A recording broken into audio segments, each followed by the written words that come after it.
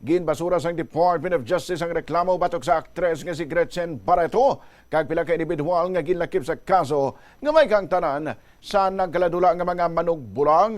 Sa isa ka 120 ka pahina nga joint resolution, ginpahayag sang panel of prosecutors nga mga ebidensya nga ginalakip sa ginatawag nga Pitmaster Alpha Group nga ginapahayag nga ginakaulamiran ni Barreto. Isa lamang ka speculative and uncorroborated kung wala sa mabakod nga ebidensya.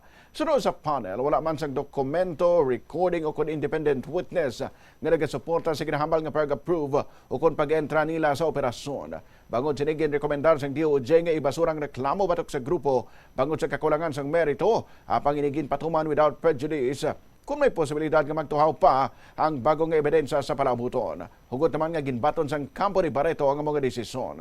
Sunod kay Attorney Alma Malyong ang legal counsel ni Barreto, wala sang kamaturan ng mga akusasyon batok sa aktres.